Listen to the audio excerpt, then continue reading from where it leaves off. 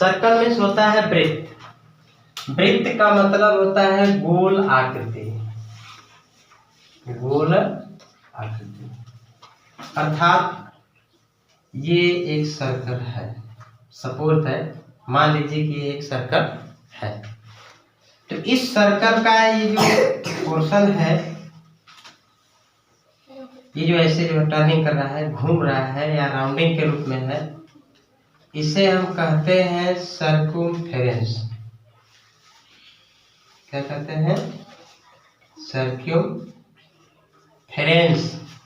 हिंदी में कहते हैं इसे परिधि।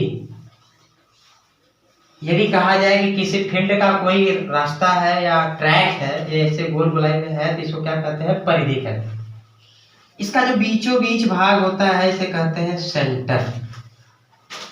क्या होता है ये? सेंटर। सेंटर। सेंटर को हिंदी में कहते हैं केंद्र। जब सेंटर को उसकी परिधि से मिलाते हैं उसे कहते हैं रेडियस। रेडियस मतलब होता है त्रिज्या, इसे आर से डिनोट करते हैं। और इसमें जब सर्कमफेरेंस से सर्कमफेरेंस को मिलाते हैं, यानी यहां से यहां तक, इसके सेंटर को कहते हैं ओ। अगर ये ए है तो ए रेडियस है, और यहाँ पर बी सी एक लाइन इसमें खींची गई है जो सर्कमफेरेंस से सर्कमफेरेंस तक है, तो इसे कहते हैं हम कार्ड। कार्ड। कार्ड में क्या होता है? जीवा। ठीक है। बीसी इसमें एक क्या है? कार्ड है। रेडियस में होता है त्रिज्या। रेडियस मीन्स त्रिज्या होता है। अगली चीज, इस सर्कल में सबसे बड़ी जो कार्ड होती है वो सेंटर से होकर के जाती है। सबसे बड़ी कार्ड, अगर कहें कि यल एम जो सबसे बड़ी कार्ड है जो सेंटर से होकर जाती है, सेंटर से होकर जाने वाले सबसे बड़ी कार्ड को हम कहते हैं डायामीटर। डायामीटर में होता है व्यास। और जो ये ओए था इसको कहते हैं रेडियस। रेडियस मीन्स त्रिज्या। फार्मूला ऑफ सर्कल्स, पहला ऐसा बताएंगे कि रिलेशन बिटवीन रेडियस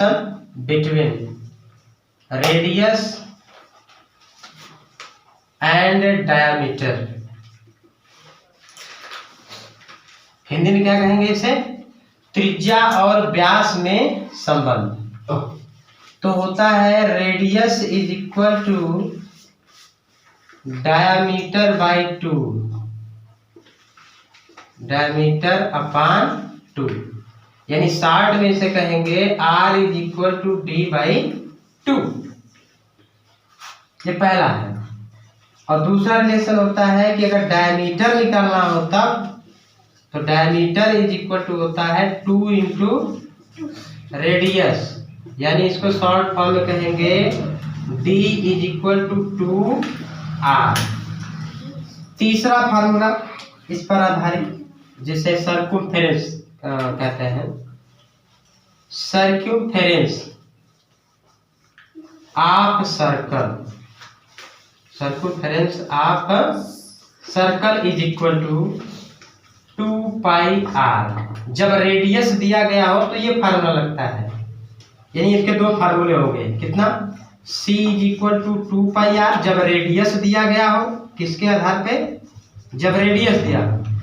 और दूसरा होगा c is equal to pi into d. ये कब लागू होता है? जब उसका डायमीटर दिया होता है। ठीक है। तत्पश्चात इसका चौथा फार्मूला है एरिया ऑफ सर्कल।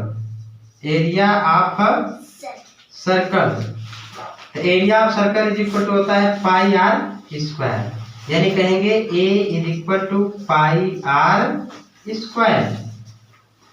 अब कंडीशन है कि ये जो है पाई, ये क्या होता है? तो देखिए बता देते हैं कि जो पाई है ये है क्या। इसे कहते हैं पाई, हिंदी चाहे इंग्लिश में पाई होता है। इसकी वैल्यू कितनी होती है? पाई इज इक्वल टू 22/7 होता है, 22/7। इसमें इसका डिवाइड करते हैं तो इसकी वैल्यू आती है 3.14 या तो ये या तो ये। क्वेश्चन के आधार पर निर्धारित होता है कि इसमें पाई का वैल्यू हमें कितना रखना है। सर्कल पर आधारित questions. Find the diameter of circle if the radius is, यानी किसी भी सर्कल का व्यास ज्ञात कीजिए जब उसका त्रिज्या दी गई हो। कितना? पहला क्वेश्चन है 4 सेंटीमीटर, दूसरा क्वेश्चन है 7 सेंटीमीटर, तीसरा क्वेश्चन है 4.5 सेंटीमीटर। तो देखिए कैसे इसको सॉल्व करते हैं। तो फाइंड आउट क्या करना है? डायमीटर। तो फार्मूला देखिए क्या होता है पहले कि डायमीटर इज इक्वल टू बताया गया 2 इंटू रेडियस। तो 2 इंटू रेडियस, रेडियस का वैल्यू कितना दिया गया है? 4, मल्टीप्लाई कर देंगे कितना हो गया? 8 सेंटीमीटर। ये हो गया आंसर। ठीक इसी तरह से इसको लगाएंगे। तो डायमीटर इक्वल टू फार्मूला होता है 2 इंटू आर। तो 2 इंटू आर का वैल्यू कितना है? 7, 7 दूनी 14 आंसर। इसी तरह इसको कर लीजिएगा। यानी डी इक्वल टू क्या होता है? 2r। तो 2 इंटू 4.5 मल्टीप्लाई करेंगे 2 5 10, 2 4 8, 8 और 9, ठीक। तो 9 हो गया 9.0 सेंटीमीटर। वही क्वेश्चन था कि जब रेडियस दिया गया हो और डायमीटर ज्ञात करना होता है तो इस तरह से लगाते हैं। अब इसी तरह का क्वेश्चन है, थोड़ा सा बदल गया है कि find the radius if the diameter is. Find the radius if diameter is, यानी त्रिज्या ज्ञात करिए जब डायमीटर या व्यास दिया गया है। तो पहला क्वेश्चन है, सॉल्यूशन देखिए कि 12 सेंटीमीटर डायमीटर है, यानी d इज इक्वल टू दिया गया है। तो निकालना क्या है? Radius r। तो r इज इक्वल टू क्या होता है? d बाई 2, यानी 12 सेंटीमीटर बाई 2 कट कर देंगे कितना हो गया? 6, यानी r is equal to 6 centimetre. Okay, इसी तरह से इसको लगाएंगे। ये मीटर में है, ये mm में है, तो उससे कोई फर्क नहीं पड़ता है, बस लगा दीजिए। तो r इज इक्वल टू क्या हो गया? d बाई 2, यानी 70 बाई 2 कट कर देंगे 2 3 जा 6, 2 5 जा 10, कितना हो गया? 35 मीटर। ठीक, इसी तरह से इसको लगाएंगे। ओके, क्वेश्चन है find the circumference of circle if the diameter radius is. तो पहला क्वेश्चन है कि अगर रेडियस दिया है कि 14 सेंटीमीटर है तो उसका सर्कमफेरेंस कितना होगा। दूसरा क्वेश्चन है 70 मीटर है तो उसका सर्कमफेरेंस कितना होगा। ठीक इसी तरह से 28 सेंटीमीटर है तो उसका सर्कमफेरेंस कितना होगा। तो सॉल्यूशन में देखिए, सबसे पहली बात कि तीनों क्वेश्चन को अलग अलग बता रहे हैं कि r इक्वल टू दिया है इतना, सर्कमफेरेंस निकालना है तो c इक्वल टू फार्मूला होता है 2 पाई r जब रेडियस दिया गया हो तब। तो 2 इंटू पाई का वैल्यू बताया गया था कि 22/7 होता है। एक 3.14 भी होता है, लेकिन उसको जब कहा जाता है तब लिखते हैं, अन्यथा डायरेक्ट ये लिख देते हैं। r की वैल्यू कितनी है? 14 सेंटीमीटर। तो 2 पाई का वैल्यू 22/7, r की वैल्यू 14 रख करके इसको सॉल्व कर देंगे। ये फ्रैक्शनल फॉर्म में है तो कट जाएगा 7 2 जा 14, 2 2 जा 4, 4 इंटू 22 मल्टीप्लाई करेंगे कितना हो गया? 4 2 जा 8, 4 2 जा 8 सेंटीमीटर, यानी 88 सेंटीमीटर। ठीक इसी तरह से इसको लगाते हैं। तो c circumference is equal to क्या होता है? Formula 2 pi r।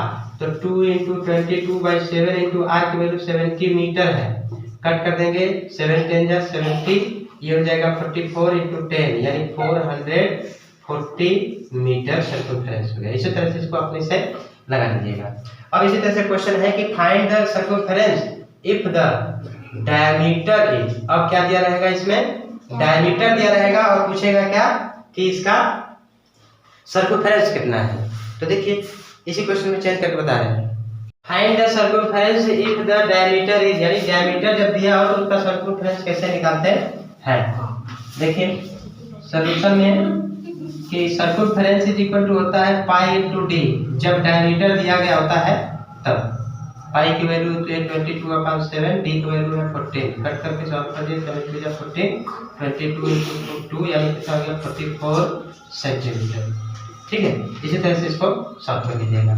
अब अगला क्वेश्चन है कि find the area of circle if the radius is. जब 7 सेंटीमीटर इसकी रेडियस दी गई हो तो उसका एरिया कैसे निकालते हैं सर्कल का। फार्मूला होता है area is equal to pi are square, यानी 22/7 इंटू आर, आर की वैल्यू कितना है 7, तो 7 का स्क्वायर होगा। किसी भी नंबर का पावर अगर 2 होता है तो उसको लिखते हैं 22/7 इंटू 7 2 टाइम्स इसका मल्टीप्लाई उसी में करते हैं। तो 17 इससे क्या होगा, कट गया, बचा कितना 22 इंटू 7, मल्टीप्लाई कर देंगे तो कितना हो गया 7 2 जा 14, 7 2 जा 14 और 1 15। एंड ये सेंटीमीटर में है तो सेंटीमीटर स्क्वायर, क्योंकि एरिया की यूनिट क्या होती है, यूनिट स्क्वायर। दूसरा क्वेश्चन है कि अगर 40 सेंटीमीटर दिया हुआ है रेडियस, तो एरिया निकालना है तो area is equal to pi are square होता है। 22/7 रेडियस दिया है 14, तो 14 इंटू 14 2 टाइम लिखेंगे, सॉल्व कर दे इसको, 7 2 जा 14, 14 कैसे मल्टीप्लाई करें 22 इंटू 14 इंटू 2 तो हो जाएगा 14 2 जा 28, 40 2 जा 28 और 2 30 इंटू 2, 2 8 जा 16, 2 3 जा 6, 616 सेंटीमीटर स्क्वायर, ये हो गया एरिया। इसी तरह से इसको निकाल लीजिएगा। अब क्वेश्चन रहेगा यही कि फाइंड द एरिया, क्या रहेगा, find the area if the diameter is, यानी एरिया ही निकालना है जब डायमीटर दिया गया हो, यानी find the area if the diameter is, पहला क्वेश्चन इसमें है कि डायमीटर दिया है 14 सेंटीमीटर, ठीक है। तो इसको कैसे निकालेंगे, सॉल्यूशन में देख लीजिए, इसी तरह से बाकी क्वेश्चंस कर लीजिएगा। जब डायमीटर दिया है 14 तो एरिया का कोई ऐसा फार्मूला नहीं होता है जिसमें डी होता है, तो इसको हम कन्वर्ट करके बना सकते हैं कि एरिया इक्वल टू होता है पाई आर स्क्वायर। तो हम जानते हैं कि डी इज इक्वल टू क्या होता है 2 इंटू आर, तो आर इज इक्वल टू कितना हो जाएगा d/2। So area is equal to हो जाएगा पाई इंटू d/2 का पावर 2, यानी 22/7 इंटू डी, डी की वैल्यू 14 है तो 14/2 इंटू 14/2, दो बार लिखेंगे, 7 2 जा 14, 2 से 2 कट गया, 2 7 जा 14, सब कट गया, बचा 7 और 22, तो 22 में 7 का मल्टीप्लाई करेंगे तो 7 2 जा 14, 7 2 जा 14 और 1 15, 154 यूनिट अगर सेंटीमीटर में है तो सेंटीमीटर स्क्वायर, ये निकल गया एरिया का सॉल्यूशन आंसर।